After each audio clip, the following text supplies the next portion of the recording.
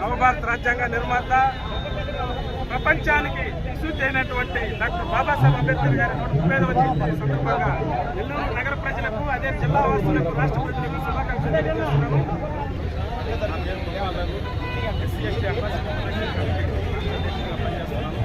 అదేవిధంగా గతంలో జిల్లా బిజినెస్ మానిటరీ కమిటీలో కూడా పనిచేయడం జరిగింది.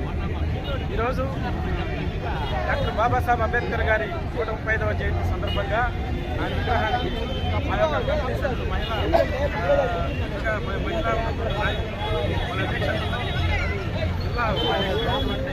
జిల్లా చిన్నగారి అధ్యక్షతలో అన్ని కులాలతో ఒకే తాటి మీదకి రావాలని చెప్పేసి గతంలో డాక్టర్ బాబాసాహెబ్ అంబేద్కర్ గారు ఆనాడే మహిళలకు సమాన హక్కు, మహిళలకు అన్నింటిలో వాటా, రిజర్వేషన్ అనేసి ఆయన మహిళా బిల్లు పెట్టడం జరిగింది.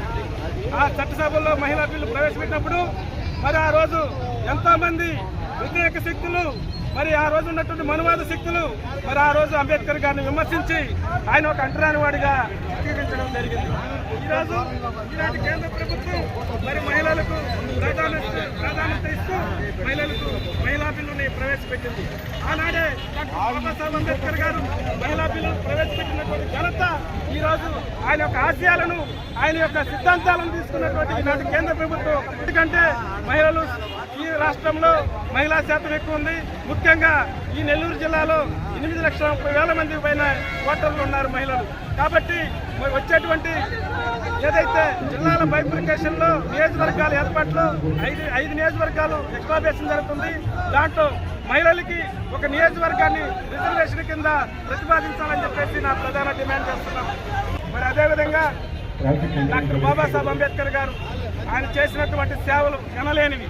ఎంతో బడుగు బలహీన వర్గాలకు దిక్సూతి. అల్లూరు జిల్లాలో ప్రస్తుతం ఎస్సీ ఎస్టీ వర్గాలకు సంబంధించి బైఫర్కేషన్ 5 నియోజకవర్గాలకు సంబంధించి 5 వస్తాయి. రాష్ట్ర ప్రభుత్వం ఇచ్చేటువంటి సూచనల మేరకే మరి అటువంటిది ఒక ఎస్సీ రిజర్వ్ నియోజకవర్గం ఏర్పాటు చేయాలని చెప్పేసి ఈ సందర్భంగా అంబేద్కర్ గారి జయంతి సందర్భంగా మేము డిమాండ్ చేస్తున్నాం.